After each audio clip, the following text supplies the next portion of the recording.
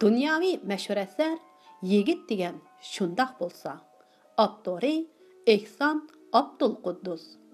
22-bob. Ro'zahit harpisi atdigan soat 6 bo'lgan chaq. Oildagilarning hammasi uyg'ondi. Ammo nimishqadir hammalarning ko'ngli g'ash edi. Ularning bu holatda yurguniga xeyli kunlar bo'lgan edi. Ular qarang bo'lib qolgan, hatto ko'zlari nurini yo'qotgan edi. Naval hujrasidan chiqib, tashqariki eshikning ostidan Al-Ihrom gazetini izladi. Hozir har kuni atdigandiki gazetni uyga akilib beradigan bo'lgan edi. Chunki hech kim bo'g'ay ishdan qaytib kelib, xabar yetkazguncha toqat qila olmaydi.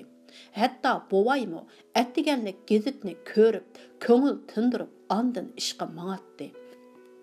Naval apsının yuyunuş uyiga nihoyatda tasda kirib ketayotganligini ko'rdi. Apsi har qadamda bir ingrab mingayotgandek qilatdi. "Assalom apa, haytinga muborak bo'lsin", dedi Naval zo'rg'a kulimsirab. Ammo ovozi nihoyatda g'amkin chiqdi. U apsining qo'liga so'ydi. Ondan mangziga so'ymoqchi bo'lib edi. Apsi ta'tir qarab olib, "Hey balam, akang türmede tursa qandaqmı yaxshi bo'lsin", dedi. "U ata aman esan qaytib keladi apa", dedi Naval hasrat bilan. "Hamma ish joyiga tushdi. Rostini aytsam, balam, men akangni ko'rmayla o'lib ketadigandek turaman", dedi apsi yuyunish uyiga asta chamdab kirib etib. "Apa, undaq dema, Xudoyim saqla", dedi Naval. Apsi javob bermay, eg'ir xursinib qo'ydi. Naval tashqarqi eshikning oldiga berib, eshik ostidan kirgizib etilgan gazetni olmoqchi bo'lib ingishdi.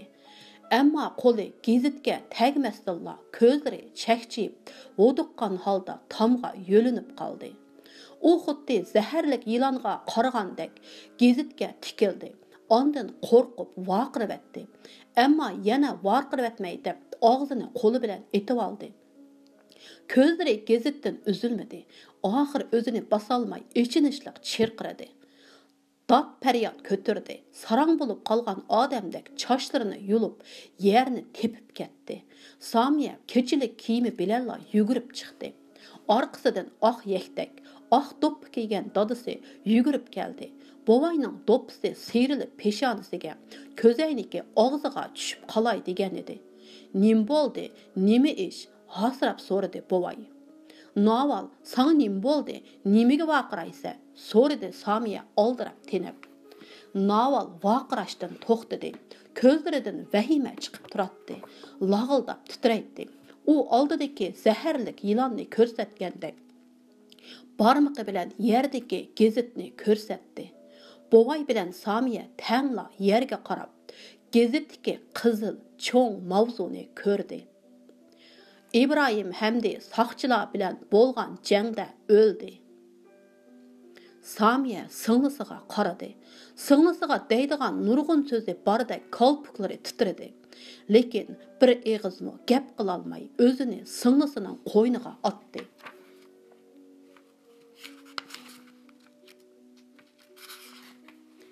Ağaç singil quchoqlashib, ho'ngrab yig'lab ketdi.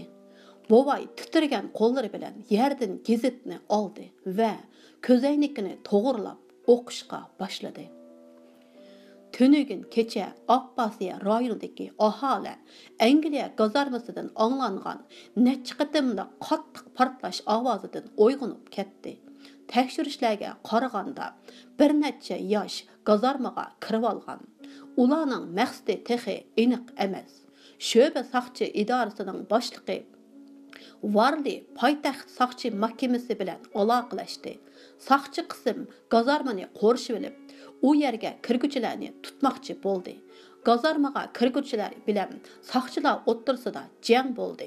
Bir yosh etib o'ldirildi. Tekshirishlarga qaraganda bu yosh Abdurahim Shukri Pashani o'ldirgan qotil deb ayiblangan İbrahim hamdi ekan. U bir necha haftaning oldida turmadan qochgan. Ishki ishlar ministerligi bu haqda tövandikidek uqtiruv chiqargan. Bovay go'yo gazetni yirtib etadigandak purildi. chiroyi azobliq tus oldi. Ondan sal esiga kelgandek bo'ldi-da. Yeshini ichiga singirib, bo'g'iq ovozda qizlarga: "Yig'anglarni hech kim anglamasin jumo. Sizlarga deydiganim shu", dedi. Momay eg'ir qadamlarini so'rab, g'asirgan holda yetib keldi. U hasratda ko'zlarini ularga tikib so'radi: "Qaqsada nemish bo'ldi? Ah xudo, beshimizga yana kulpat solmag'in. Kelgulik nemishqa bizgila keladigandu?" Onunğa hech kim javob bermadi. Bovay gezitni ko'tarib hujrasiga mangdi. U nihoyatda ittik ketib o'tib, zarda bilan takrorlaydi: "Tova xudoyim, bu qandoq bo'lg'ini? Bu qandoq ish?" Samiya singlisini qo'ltiqlab hujrasiga elib mangdi. Och singil o'zlarini zodila to'xtatolmadi. Ko'z yoshlari yipi uzilgan marjandek to'kilatdi. Opsining ochchig'i keldi. "Sizlar menga nemish bo'lganligini aytib bermamsizlar? Meni uyda yolg'iz tashlab qo'ymoqchi bo'layotamsizlar ya?" Naval texmi qattiq yig'lab ketdi. "Sizga dadam deb berdi", dedi Samiya yig'lab turib. Opsi kayniga burildi. Nima ish bo'lganligini bilishga oldirgan Momay og'riqlarini unutdi. U eriga yetishib bilib so'radi: "Dadasi, zodi nima ish? Nima ish bo'pti? Menga aniq aytib bersiz-chi?" Bovay ko'zoynagini elib, yaktikining peshi bilan yeshini sürtgan tarzda ko'zoynagini sürtdi. Ondan hayajonlangan holda dedi: "İbrahim, u nim bo'pti?" Bovayning ko'ngli buzilib, gapini tuzuk qilolmadi. O o'lib ketibdi. Momayning yuragi pichoq tiqqandek azoblandi. U hasrat bilan maydasiga urib, yig'i bilan so'zlab ketdi: "Voy obdan bolam, u nim bo'lib o'lib ketgandi? Uni ular o'ltirib etibdi. Saqchilar o'ltirib etibdi", dedi bovay sofaga o'ltirib etib. "Uni ular o'ltirib etibdi. Ular bir odamni xohlagancha o'ltirvasa bo'lamdikan", deb so'radi nodon Momay. Bovay javob bermadi. "Muhitchi, ular muhitni nima qilgandi?" dedi Momay aloqzodi bo'lib. Bovay nimandaq bo'lmo'r xiyolni qiladigansan deb ayıplagandek Momayga qarab qo'yib: "Muhitning ishi boshqa gap. İbrahimninkiga o'xshashmaydi", dedi. "U turmidi-ku?" "Ha", dedi bovay bezor bo'lgandek. "İbrahimni o'ltirib atganlar Muhitni o'ltirib etdi. Ular Muhitni ati o'ltirib etdi. Ular o'g'limni o'ltirib etadigan bo'ldi. Voy balam, voy jinim balam." Momay bovayning yeniga, sofaga yiqilib yig'ini qo'yib etdi. Uning semiz badani titrab ketdi. Bovay bu azoblarga chiday olmay chunqur xursunib: "Opsi, İbrahim Angliya gazarmasini portlatib ekan. Saqchilar bilan bo'lgan jangda qurbon bo'pti. Muhit hech qanday jangga portlatishga qatnashmadi", dedi. Momayning yoshlari quridi. Badani titrashdan to'xtadi. U birdan o'ylanib o'ltirib, o'yini aytishdan ayminayotgandek duduqlab so'radi: "Ular Muhitni, İbrahimni topamiz deb tutqangu?" "Shundoq", dedi Momay. Dedi bovay Momayning ko'nglidagini bilmoqchi bo'lgandek uningga qarab: "Oxir tugabdi.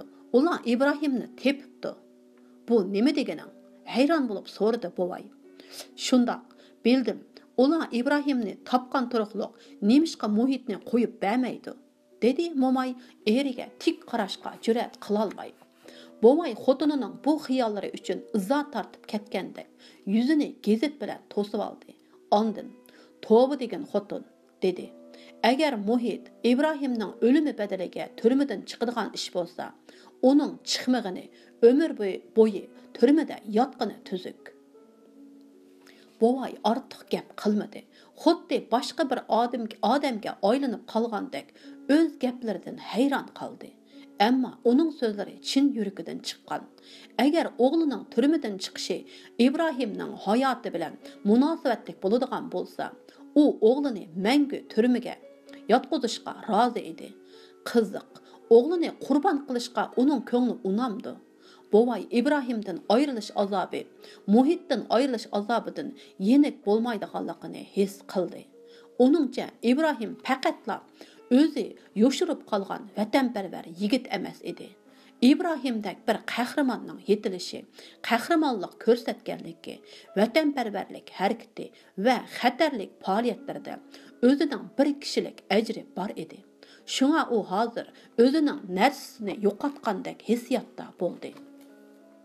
Bovayning yig'ilg'usi, vaqirg'usi, kurash qilg'usi, inqilobiy qurbon uchun o'ch olg'usi keldi. Uning kishilarga İbrahim haqida so'zlab bergusi, uning vatanparvarlik harakatlarini, soqchilarning uni qandoq qo'g'laganligini so'zlab bergusi, kishilarga qarindoshlar, sizlarning bir o'g'linglar sizlar uchun jinini qurbon qildi.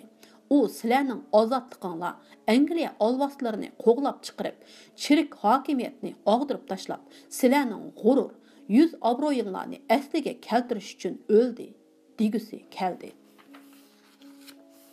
Ammo u bunda qilolmaydi, vaqirayolmaydi, kurash qilolmaydi, qarshilik ko'rsatolmaydi. Shunga o'zi yolg'iz jimmida yosh oqquzdi. Ammo o'zini burunqidan qaysar bo'lib qolgandek his qildi. U nemishqa inqilobga qatnashmaydi. Amaliyotda u inqilobga qatnashdi. Shug'unisi uning inqilobdagi roli boshqalarga o'xshash bo'lmadi. Agar uningga vazifa yuklashsa, u sal orisaldi bo'lishi mumkin, ammo hargiz o'zini qochirmaydi. Inqilobga xoinlik qilmaydi. U İbrahim ishikni chekkan kundan boshlabla inqilobga qatnashdi. U o'zini 100 millionlagan xalq ichida turgandek, ahvoli boshqalarnikiga o'xshashdek tuyg'uda bo'ldi. Mana shu 100 millionlagan xalq kayni-kaynidan inqilob qo'zg'adi, qahramonlarni yetishtirib chiqardi.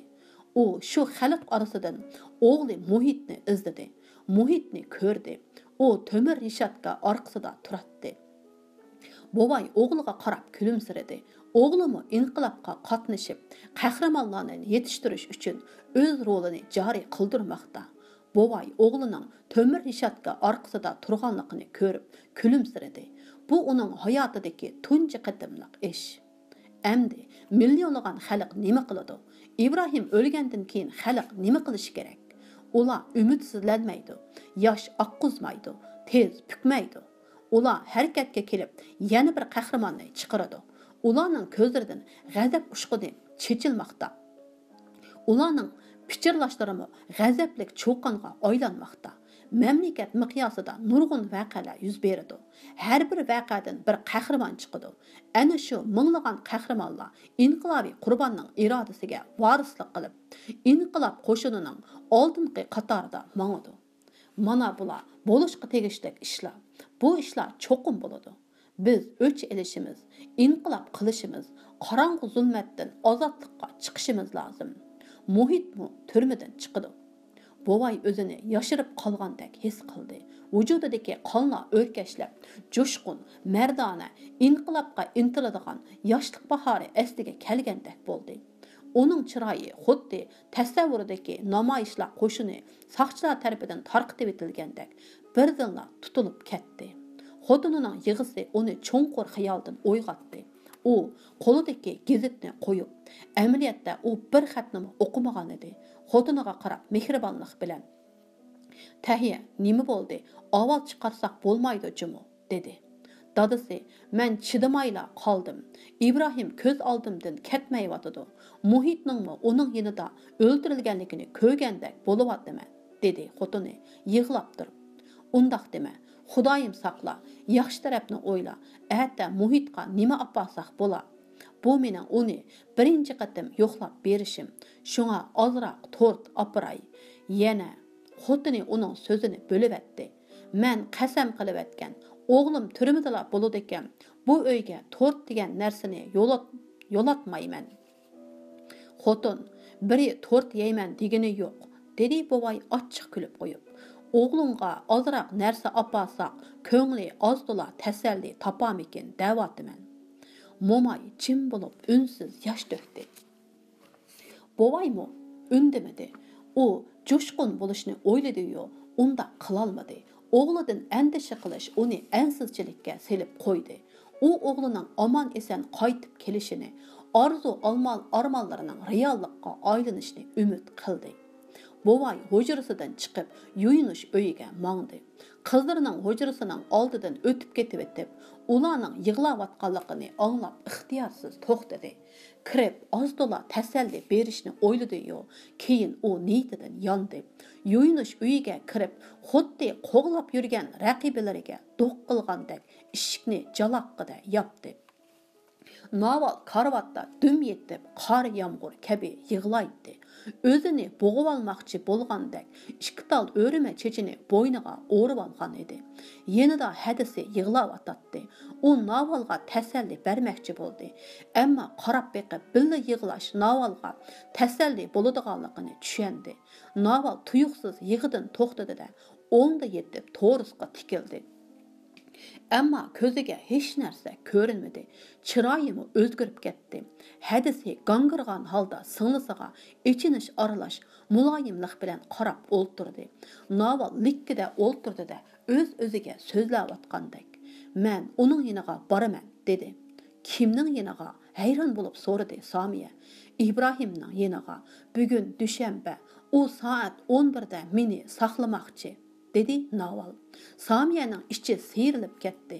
Naval, "Obdan singlim, undaq qilma, o'zingni azoblama." Naval ilishib qolgandek kuldi. Ondan hadisiga, "Men gazetdagi gapga ishonmayman. İbrahimni hech kim o'ldirolmaydi. U mingga tetiydi. Sen uning nega ketganligini bilamsan", dedi. Samiya singlisini quchoqlab ichingan holda so'radi. "Nega ketdi?" "Muhitni qutuldirg'ili ketdi. U menga shundoq degan. Buni men sendan yushirgan edim. Men sana uqtirmay, uning bilan ko'rishgili borgan. Dushanba, chorshanba, oxirgi qitimda u menga Muhitni turmadan qutuldirib olaman degan."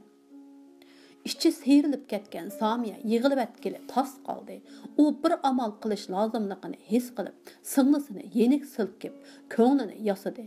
"Naval, undaq dema. Bo'lg'uluq bo'ldi. O'zingni besib ol. Ko'nglingni keng tut. Meni qo'yib et. Ko'nglikimni almashtirib olay. Bo'lmasa kechikib qolaman", dedi Naval hadisining quchqidan yulqinib. U karvatdan tushdi-da, kiyim ishkabini ochdi. "Naval, set bo'ladi. O'zimizning dardi ozmi? Sen dadamga ish tepib beray demsan. Meni dadammo to'siy olmaydi. Meni kimda kim to'sib oladi ekan? Derizadan o'zimni tashlayman", dedi Naval o'zini besib olmay. "Naval, meni sarang qilib qo'ymag'in yana." Naval mayqida kulib, hadisining so'zini uzib etdi. "Gapimga ishonmayaptamsan, ha? Bo'pti, qarab tur." Naval bo'ynidagi qutichoqni ochib, ichidan İbrahim yozgan bog'oqchini oldi. Ko'zlari g'oyibona chaqnab ketdi. "Mana qara, bu İbrahim bizning uydan ketadiganda men bilan billa yozgan oyat, ko'rdingmi?" Samiya gangirgan va ichingan holda uningga qarab qoldi. Naval bog'oqchini qatlab qutiga soldi. Ko'z yoshi boshqadan jipi uzilgan marjondek to'kilishga boshladi. U ishqabga yo'langan peti o'ltirib beshini changallab yig'lab ketdi. Naval noma'lum qudratlik bir kuchning o'zini hamma gapni aytib etishiga majbur qilganligini bilatdi. Buning nerva buzilishining ifodasi ekanligini oz-to'la pamladi. Uning ko'nglida ikki xil fikr bir-biri bilan ilishib-atdi. Biri İbrahimni o'ldi. "Endi sening shirin xiyollaring berbat bo'ldi" desa, yana biri "Yo'q, İbrahim o'lmadi. U tirik. U seni fani maydonida Anos doktorxonasining yanida saqlayotdi" deydi. Bu ikki xil fikr bir-birini yengolmayotdi. Ochiq yosh Navalning nervisini saygaklashtirgandek bo'ldi. Nadomat o'tida puchilangan qiz oxir hadisiga murojaat qildi. "Hada, men sirtqa chiqib keray. İbrahim o'lib ketdi, ammo uning nega ko'milganligini bilmayman. Keyin uni qandoq yo'qlab boraman. Biz kelishib qo'ygan yerga berib, ahvolni o'qib kelay." Samiya singlisining tinchlanib qolganligini ko'rib, xotirjam bo'ldi. Ondan singlisiga chaplashib o'ltirib, ovozi bilan uning ko'nglidagi hasratni yo'qotmoqchi bo'lgandek unlik so'zladi. "Men seni bu holda yolg'iz chiqamayman. Undaq bo'lsa, men bilan billa borgin", dedi Naval cho'nqur xursinib. "Biroq biz qandoq chiqib ketamiz? Uydagilarga nima deymiz?" dedi Samiye sel jim turgandan keyin. Bilmedim, bek charchap ketdim. Samiye, özüň bir nerse degin, dedi Naval perişan halda. Dadam çıkıp kesse yaxşı bolatdy, dedi Samiye çoğun bir vazifeni üstüge algandek. Qoşumlaryny türüp. Naval ündemedi. Samiye amal tepiş üçün baş qatırdı. Birden Naval özüge gep qılıp atgandek sözlep ketdi. Onungsız yaşayalaydigandek turman. Onungsız yaşayalmaydigandek turman. Men onu depla yaşawatatdım. Onun yoluga telmirip günlerini sanap ötküzettim. Mağa onundan çatak çıkmaydigandekla tuyulatdı. Kim bilsin, könglim meni aldap koydu. Bu gepni yanı başladığıngo, peşanımızga pütülgenni görmey nime amal, dedi Samiye sınlısıga içinip. Bunundan keyin men kim üçün yaşayman? Naval xuddi jöyülüp atgandek sözleydi. Teniç, avaz çıkarma, dadam işkapның işkini içip atıdı. Samiye öyden çıkıp dadısının hocırısıga kirdi. Dadısı erti oğluğa apırış üçün tort, soğuk salam ve kiyim-kechek setip sırtqa çıkmakçı bulup kiyinip atatdı. Samiye dadısı çıkıp ketkiçe qarap turdu. Ondan hatırjam hocırısıga qaytıp kirdi. Tevekkül qilish arzusu onunğa hasratni vaqtincha unutuldurdu. İş bitti. Dadam pastga tushib ketdi. Endi apamga nima desek bola, dedi Samiye. O barmağını çekisiga koyup külkilik halatda bir pas olturdu. Tapdım, dedi o birdilla. Apamga saqchi Nevra aksi birer xabar akeldimu qandaq dep so'rag'ili Nufailanikiga boramiz deymiz. O muhit bilan Abdulhamdidin birer xabar bo'lsa sizlarga yetkizaman degan qo'l. Apsi o'ngayla ma'qul bo'ldi. Chunki qizlarning muhit bilan Abdulhamdidning xabarini belgilab boradiganligi cho'ng asos edi. Ağaç sığıl avtobusga chiqdi. Samiye xuddi hamma odam uning ko'nglidagini bilib olib, uni ayblayotgandek izza tortib, ha deb atrofga qaraydi.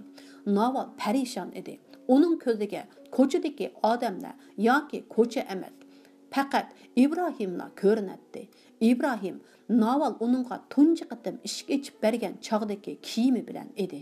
Ko'zlari chaqnab turadi. U ashu ko'zlarining sehri kuchi bilan Navalning qalb darizasini oshgan edi. Ana İbrahim dadısı bergan uzun oq yaktak bilan turadi. Yana bir pasda u oiladan ketadigan chog'dagi ofitser kiyimi bilan ko'rindi. Mana u shoti bilan balaxonaga chiqib atadi. Navalga kulimsiramoqda. Uning tabassumi ashundaq bilinar bilinmas. Uyatcan, Naval onun qaqaqlab külgenlikini körüp baxmagan. Naval İbrahimning ko'zlarini ko'rgandek bo'ldi. U bu ailede turgan çağlarda Navaldan ko'zini qochiratdi. Keyingi çağlarda Navalga tik qaraydigan bo'lgan va muhabbatini ko'zlari bilan izhor qilgan. Navalga İbrahimning xuddi dushmanga sanjiladigan nayzadek ushluq burni ko'rindi. Naval İbrahimning burnini eslab ixtiyorsiz kulib-etdi. O qancha akşam İbrahimning burnini ko'z oldiga keltirib, ixtiyorsiz kulib etgan edi. Tova, shu burni bilan İbrahim yana ajab chiroyli ko'rinadi, ha? Navalga xiyollari reallikqa aylangandek, İbrahim uning yenida turgandek, Naval uning nafaslarini, hatto yuragining so'qishini anglagandek bo'ldi. Uni silab qo'yg'isi keldi. Navalning İbrahimning o'lganligiga faqatla ishongisi kelmaydi. Ağaç sığıl avtobusdan tushdi. Samiye atrofga qarab beshini chayqadi. Kishilarning o'zlariga bo'lgan gumonlarini yo'q qilmoqchi bo'lgandek asta minib singlisining keynida qoldi. Keyin ittik minib yetishib oldi. Naval perişan xiyolga patgan. U uchirishdigan yerga yaqinlashgan sari o'zini nihoyatda tonish bir oilaga ketayotgandek his qiladi. U oilaning ishki julolanib turgan nurlardan yasalgan edi. Bu İbrahim bilan ikkisining uyi edi. U o'zini bu oilada uzun yashagandek sezatdi. U har kuni attiganda İbrahimni uzutib qo'yatdi. Kechda İbrahim ishdan yonganda oldiga chiqatdi. U İbrahimga qaytadigan vaqtini soat 2:30 deb belgilab bergan edi. Dadısı odatda soat 2da ishdan qaytatdi. İbrahim dadısıga qaraganda aldiraş bolğaşqa yarım saat keyin keletdi. Naval İbrahimning chapinini selip, uzun yektek kiyginiga qarab turdi. İbrahim keçilik kiyim kiymaydi. Naval İbrahimning uzun yektek kiyishini yaxshi ko'ratdi.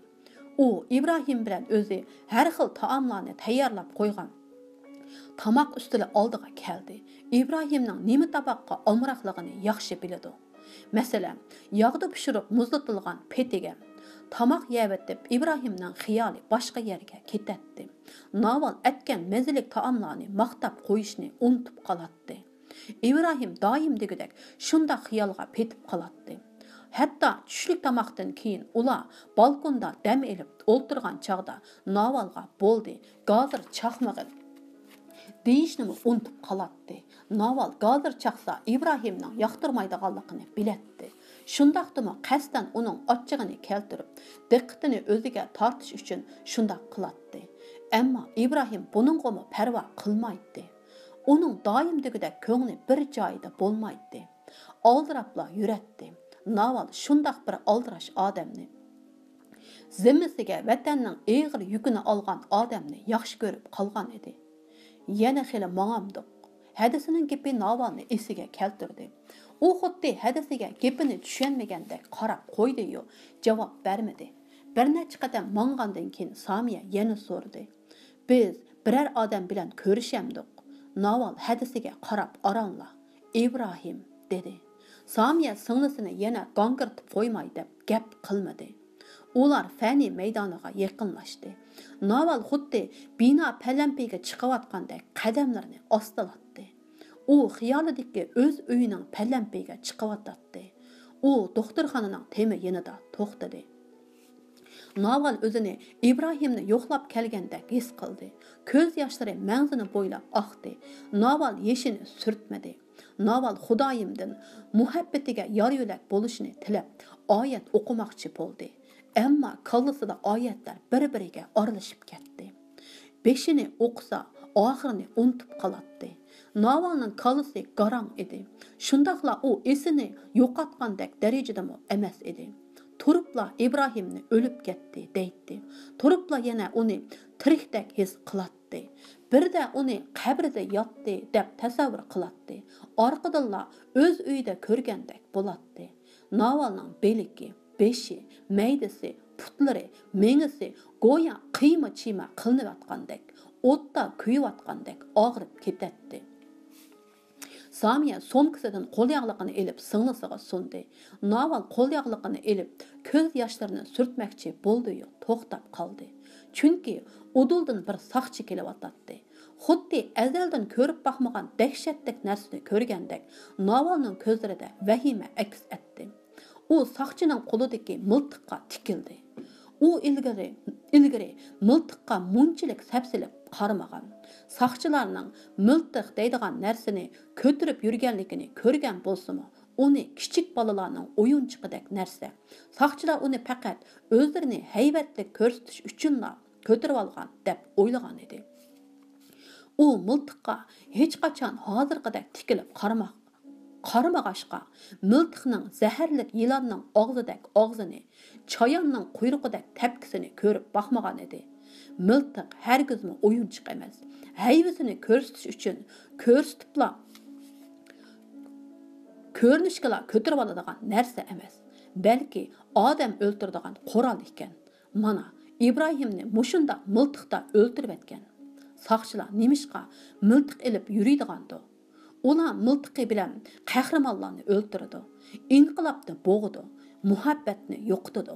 Angliya olvostalarini, vatan xoinlarini qo'g'daydi. Podshoh oqsumaklarni, İbrahimning dushmanlarini saqlaydi. Naval miltiqni ko'rib, saqchiga qarabmi qo'ymasdan muzlab ketgan qo'llari bilan hadisining belikiga ching eslab oldi. Samiya gapmi so'ramay, hayronmi bo'lmay, singlisining royiga beqib mangdi. Uning ko'ngli alam va ansizlikdan tinchsizlanadi. Och singil uyiga qaytadigan avtobus bekatiga qarab mangdi. Qattiq qo'rqib ketgan Naval har bir qadamida atrofidagi miltiq tutgan saqchilarni sanaydi. 1, 2, 3, 10. saqchilar va ularning qo'lidagi miltiq ko'p edi. Bu miltiqlar İbrahimga, o'ziga, barliq qahramonlarga qaratilgan edi. Naval qo'rqinch aralash g'azab ilkida edi. Onun saqchilarga esilg'usi qo'llaridagi miltiqlarini tortib olib, ularni odam o'ldirolmaydigan, İbrahimni o'ldirolmaydigan qilib qo'yg'usi kelatdi. U o'zining miltiq tortib olganligini tasavvur qildi. Onunğa bu iş nihoyatda osondek, miltiqni tortib olib, qarsila bo'ladigandek bilinadi. U avtobusga chiqqandan keyin derazadan sirtqa qarab, yana ko'chadagi saqchilarni, ularning qo'lidagi miltiqlarni sanab, o'zining miltiq tortib olganligini ko'z oldiga keltirdi. Uyga kelgandan keyin u o'zini karvatga tashlab, yana yig'ini boshladi. Samiya uningga qo'shilib yig'ladi. Ular İbrahim uchun, akisi uchun yig'laydi. Samiya Abdulhamdini xiyol qilib, texmi qattiq yig'lab ketdi. Bir oila odamlari ana shundoq parokandichilik ichida yana bir kechini o'tkazdi. Hammaylar qayg'u hasratini ichiga yutgan. Ular hasratlarini ifodalashga, ko'z yoshlarini ko'rsatishga, İbrahimga motam tutib, ochiq oshkora xatmi Qur'on qilishga jur'at qilolmay, xalqlarning oldida go'yo İbrahimni tonimaydigandek, uni ko'rib boqmagandek qiyofatda yurishga majbur edi. Әтісі әттеген saat 5'te bovay heyt namazıga bardı. Qaytib kelib, türmedeki oğlunu yoklaş üçün nərsi kereklerini yığıştırdı. Əməliyyatda o nərsi kereklerini akşamla təxləb qoyğan, neçə qətim qarab çıqqan idi. Momay karvatda olturğan peti qımırlab qoyub. Gepimge kulak salsıla dadısı, kiyinki qətim meni appasıla, oğlumni ko'zim bilan ko'rib kiray. Endi taqat qilolmayman. Chidag'uchilikim qolmadi. Uni bir ko'rmasam bo'lmaydi. Bu ish aslarida tursin. Bo'lmasa mening tugashkinim shu. Xudoyim saqla, u vaqtgacha bolamo kelib qola, dedi bovay bilinar bilinmas kulimsirab. Bundaq gapni qilmasala, bundaq gapga men endi ishonmayman. Meni gollayman deb o'ylamasala, dedi vaqirib. Digidek momay. Xotin, xafa bo'lmag'in, bugun heyt, dedi bovay eg'ir besiqliq bilan. Bundaqmi heyt bo'lamdi? Bu heyt emas. Oğlumni qamab qo'ygan haromzadalar heyt qilyotidi. Xudoyim o'zing guvoh. Ularni falokat bosqay. Ularga yaxshi kun ata qilmag'aysan. Ro'zinimi to'liq tutib edim. Yanala o'g'limni aketdi. Xudoyim, senmi ularning bolalarini aketgaysan? Ular yurikimni para qilibatdi. Senmi ularnikini para qilibatgaysan? U muttahamlarning hammasini tutib ketgaysan ilohim. Ular ujuqsa balki tinchlanib qolamiz. O'tim teshib ketyotidi. Birer amal tapalagan bo'lsak, men er kishi bo'lib qolgan bo'lsam, u munofiqlarni nimalarni qilib o'tdim, ha? Bovay gap qilmay jim turdi. Momay birdam turib etib, yana so'zladi. Uningga popaykini selib etishni aytib qo'yishni unutib qolmasala. Bu issiqda jinim balam popayki kiyib yurib, qancha qiynalgandi. Bovay yanala opiradigan narsalarni yig'ishtirmoqchi bo'ladi. Ammo yig'ishtirg'idek narsa yo'q edi. Esimda, dedi u javoban. Uning kir kiyimlarini olg'ash kelsilar. Bo'ladi. Opiradigan narsalarni unutib qolmasala, to'xini oldilimi? Oldim, dedi bovay itoatmanlik bilan. Samiya barangini pishirib bo'lsa, unimi elib olsizlar. Ma'qul. Momayning gaplari tugaydi. Tugab, bovay eshikdan chiqqanda soat 9 bo'lgan edi. Naval dadasini uzutib eshikcha chiqdi. Ondan ularga aytib qo'ysilar. Ular pat arada chiqdi. Buni men bilaman, dedi yig'lamsirab. Muhitga bir ko'ngil tikib qo'yganligimni aytishni unutib qolmasizlar, deb qo'shimcha qildi Samiya sal turib olib. Abdulhamdegimi birini tikdim. Bu gaplar bovayning quliqiga kirmadi. Chunki u ma'qul deb qo'ygani bilan qizlarining gapiga zodila diqqat qilmagan edi. Bovay Muhit bilan Abdulhamdega opiradigan narsalarni ko'targan petdi. Ittik uydan chiqdi. Bovayda qo'rqinchdan asar yo'q. Turma endi uni qo'rqitolmaydi. U hozir mahbuslar bilan aloqalashishning turli yo'llarini tepib oldi. Turma saqchilarga pora berib, saqchi amaldorlarga odam qo'yib, maqsadiga yetishni o'rgandi. Pul, xat va yeydigan narsalarni turmaga maxfiy kirgizish yo'llarini bildi. Hatto o'g'li doktorxonada yotganda uni bir necha minut ko'rishga sazovar bo'ldi. Muhit doktorxonadan turmaga olib etilgandan keyin Bovay turma saqchisi orqali o'g'li bilan aloqalashib turdi. Ammo bu qatimqisi tasdiqlashdan o'tgan tunji qatimliq rasmiy yo'qlash edi. Bovay turmaga o'g'lini yo'qlab berishga ruxsat qilinganligini yaxshilikning alomati deb bildi. Ammo bu yaxshilik keltirgan xo'shallik Ibrohimning o'limidan keyingi hasrat qayg'uni bosolmadi. Bu hasrat oldida Bovayga o'g'lining baxtsizligi hech qancha ish emasdek bilinadi. U o'g'li ham o'zining jamoat orasida, xalq orasida yashayotganligini, ular bilan birga inqilobga tayyorlik qilib, qahramonlarni yoritayotganligini his qildi.